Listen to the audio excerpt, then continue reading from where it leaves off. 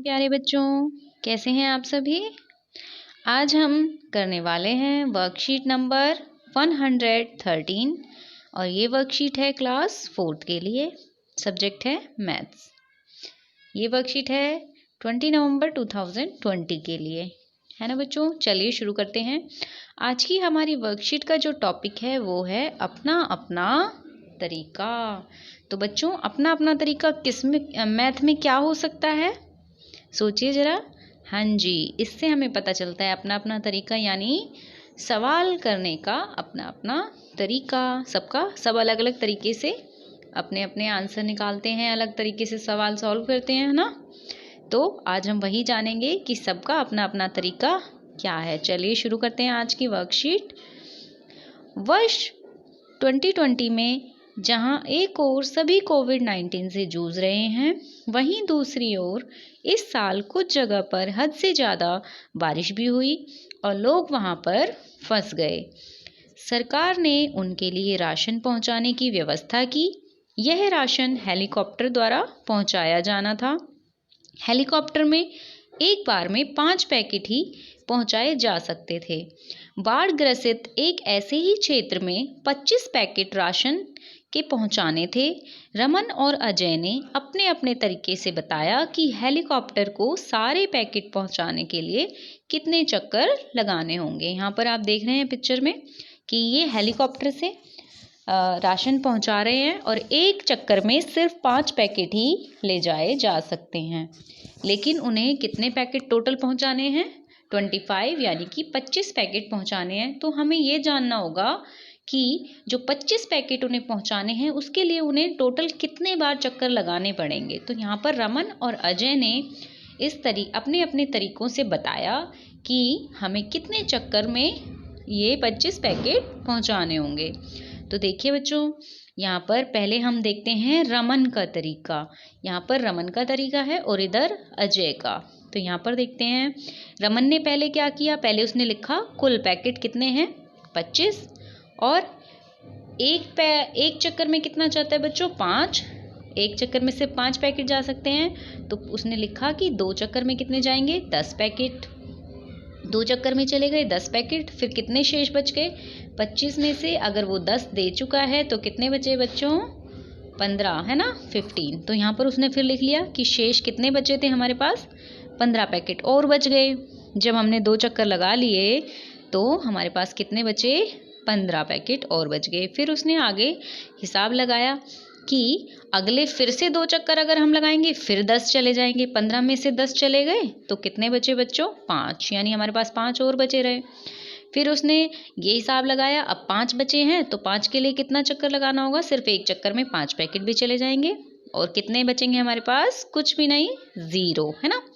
इस तरीके से उसने फिर जोड़ा कि टोटल कितने चक्कर हुए, 2 चक्कर में 10, फिर अगले 2 चक्कर में 10 और फिर अगले एक चक्कर में 5। तो यहाँ पर 2 और 2 4 और 1 5। तो टोटल हमें कितने चक्कर लगाने पड़े बच्चों, 5 चक्कर। यहाँ पर रमन ने इस तरीके से निकाला। अब देखते हैं हम अजय का तरीका। अजय ने क्या किया, अजय ने पहले लिखा टोटल कुल पैकेट कितने हैं, 25। 2 चक्कर में कितने चले गए, 10 चले गए। जब 25 में से 10 चले गए तो कितने बचे हमारे पास, 15 पैकेट बचे। फिर रमन ने हिसाब लगाया कि 15 पैकेट कितने चक्कर में जाएंगे, अगले 3 चक्कर में 15 पैकेट चले जाएंगे, यानी 5 5 5 5 3। जब आप 3 बार 5 5 को ऐड करेंगे या मल्टीप्लाई करेंगे 5 और 3 को तो कितना आ जाएगा, 15 आ जाएगा। इस तरीके से सारे पैकेट खत्म हो जाएंगे। और उसने फिर चक्कर निकाले कितने चक्कर में जाएंगे, तो उसने हिसाब लगाया, पहले 2 चक्कर में 10 जा रहे थे, फिर 3 चक्कर में 15 गए, 3 और 2 कितने हो गए, 5 चक्कर। तो यहाँ पर भी 5। तो बच्चों आप देखिए, रमन और अजय ने जब अपने अपने तरीकों से इसको निकाला तो आंसर दोनों का क्या आया, सेम आया। इसका भी 5 चक्कर और इसके भी 5 चक्कर। दोनों ने अपने अपने तरीके से हिसाब लगाने की कोशिश की। अब हम देखते हैं, यहाँ पर हमें बताना है आपका अपना तरीका। सोचिए और दिखाइए कि आपने यहाँ पर इसको कैसे सॉल्व किया। तो चलिए हम भी इसको सॉल्व करने की कोशिश करते हैं कि यहाँ पर कितने चक्कर होंगे। तो इसकी तरह हम भी लिखते हैं। पहले कुल पैकेट कितने हैं बच्चों, कुल पैकेट है हमारे पास 25 कुल पैकेट हैं 25। और यहाँ पर हमें एक चक्कर में कितने जाता है, एक चक्कर में कितने पैकेट जाते हैं, एक चक्कर में जाते हैं 5 पैकेट, एक चक्कर में 5 पैकेट बच्चों, है ना। तो यहाँ पर अब ये जानना है हमें कि कुल चक्कर कितने होंगे, कुल चक्कर, है ना। यानी कि हमें 25 पैकेट बांटने हैं और एक चक्कर में हम सिर्फ 5 पैकेट ही दे पाते हैं। तो इसके लिए हमें कुल चक्कर निकालने हैं कि कितने होंगे। फिर बच्चों हम इसको आगे ऐसे सॉल्व कर सकते हैं। आप देखिए ज़रा कि हमें 25 पैकेट बांटने हैं, ठीक है। और एक चक्कर में हमें कितने बांटते हैं हम, 5 पैकेट, सॉरी, है ना। तो टोटल चक्कर निकालने हैं कि कितने चक्कर में सारे पैकेट हमारे बट जाएंगे। तो इसके लिए हम क्या करेंगे, 25 को डिवाइड करेंगे किससे बच्चों, 5 से। ये क्यों हुआ मैं भी आपको आगे समझाऊंगी कि हमने ऐसा क्यों किया। तो जब हम 5 से 25 को भाग करेंगे, डिवाइड करेंगे, तो ये कितनी बार में कटेगा बच्चों, आपको 5 का टेबल आना ज़रूरी है। इसके लिए 5 का टेबल पढ़ेंगे। तो ये कटता है 5 5 जा 25। और फिर उसके बाद हमारे पास जब यहाँ पर हम शेष करते हैं, माइनस करते हैं, तो हमारे पास यहाँ पर क्या बचता है, कुछ भी नहीं, 0, है ना। तो बच्चों अब हमें पता चल गया 25 पैकेट थे, ठीक है। हमें उनको 5 करके बांटना है ना, इक्वल पार्ट्स में। तो इसलिए हमने उसको 5 से डिवाइड किया।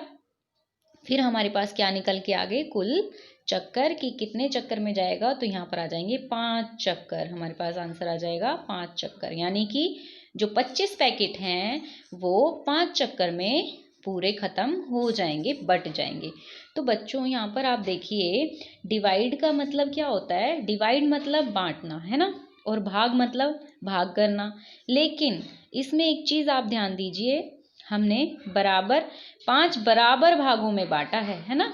25 को हमने 5 बराबर भागों में बांटा है, क्योंकि हर चक्कर में हम कितने दे रहे हैं, 5, फिर अगले में 5, फिर अगले में 5, फिर अगले में 5।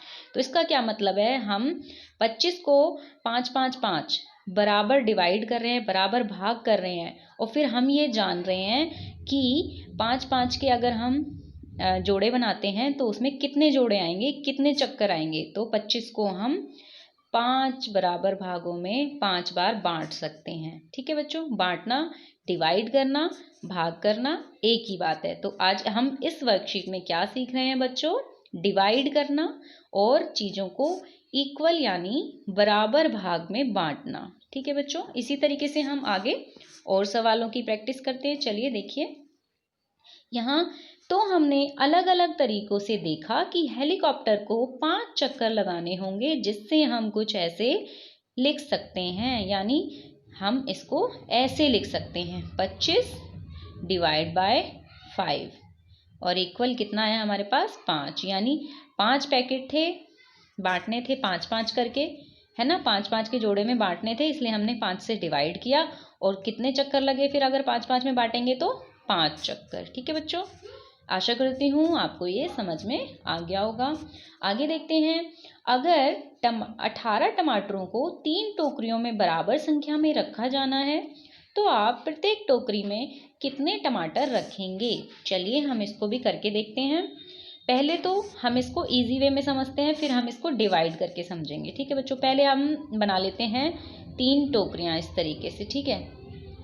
अब हमें बांटने हैं 18 टमाटर, तो सब में एक एक करके रखते जाइए जिससे कि बराबर हो, है ना।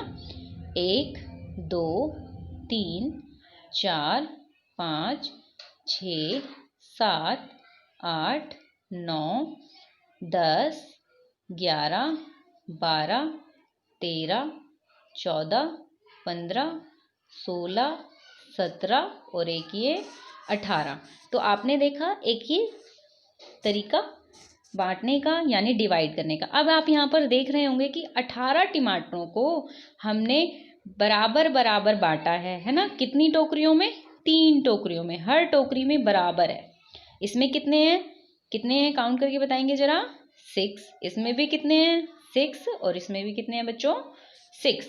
तो यानी कि जब हम चीज़ों को बराबर बराबर बांटते हैं तो उसको ही हम क्या बोलते हैं, डिवाइड करना, भाग करना। ठीक है बच्चों, अब हम इसको भाग वाले तरीके से देख लेते हैं कि हमें डिवाइड कैसे करना है। 18 टमाटर हैं और हमें 3 टोकरियों में बराबर रखना है। ठीक है बच्चों, तो यहाँ पर आ जाएगा 18 डिवाइडेड बाय 3। 18 टमाटरों को बांटना है कितनी टोकरियों में, 3 टोकरियों में। इसको हम कैसे करेंगे, अंदर लिखेंगे बड़ा नंबर और बाहर छोटी संख्या। ये हम पहले भी सीख चुके हैं, है ना बच्चों।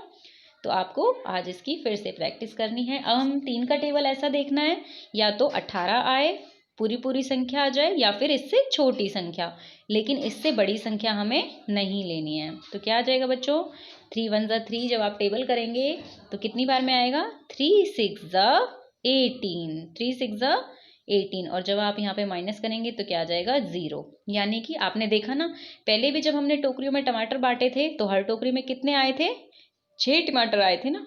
तो यहाँ पर भी हमने इसको डायरेक्ट निकाल लिया जल्दी से। 18 को हमने 3 से भाग दे दिया, यानी कि 3 बराबर भागों में बांट दिया 18 को, तो हर भाग में कितने मिले, 6। इसीलिए हम इसको भाग बोलते हैं, भाग करना। 18 को हमने 3 बराबर भागों में बांटा और हर भाग में कितने मिले हमें, 6 टमाटर। तो बच्चों इस सवाल को आप इस तरीके से अपनी कॉपी में कर लेंगे। अगला क्वेश्चन है यहाँ पर, अनीता के पास एक फ़ोटो एल्बम में लगाने के लिए 54 फ़ोटोज़ हैं। यदि एक पेज पर केवल 6 फ़ोटो ही चिपकाए जा सकते हैं तो वह 54 फ़ोटो से एल्बम में कितने पेज भर सकती है। यहाँ पर भी अब हमें टोटल फ़ोटो कितने दिए गए हैं बच्चों, यहाँ पर दिए हैं 54, यानी कि 54 फ़ोटो हमें दिए गए हैं। और एक पेज पर कितने फ़ोटो आते हैं, एक पेज पर आते हैं 6 फ़ोटो। तो अब हमें बताना है कि वो हर पेज पे कितने मतलब कि कितने पेज उसमें यूज़ हो जाएंगे। पहले पेज पे 6, फिर दूसरे पे 6 फ़ोटो, फिर तीसरे पेज पे 6 फ़ोटो, इसी तरीके से 6 करके लगाना है। यानी कि 54 फ़ोटोज़ को उसने हर पेज पे 6 करके लगाना है और हमें बताना है कि इस तरीके से कितने पेज यूज़ होंगे। ठीक है बच्चों, यानी कि हमें 54 को 6 बराबर भागों में बांटना है, डिवाइड करना है। तो हम करते हैं डिवाइड वाले तरीके से। चलिए कैसे करेंगे, ये एक क्वेश्चन आप सभी बच्चों के लिए है, इसको आप सॉल्व करके बताएंगे। और अगर आपको इसमें कोई परेशानी होती है, कुछ भी समझ नहीं आता है, तो आप पूछ सकते हैं। ठीक है, यह है बच्चों आज की आपकी वर्कशीट। अब है पेरेंट्स के लिए सुझाव। बच्चों को बताएं कि घरों से निकलने वाले कचरे का व्यवस्थित रूप से निपटान न होने की वजह से यह कचरा नालियों में जमा हो जाता है और नालियों में बाढ़ जैसी स्थिति भी उत्पन्न हो जाती है। उनसे चर्चा कीजिए कि ऐसी स्थिति से कैसे निपटा जा सकता है।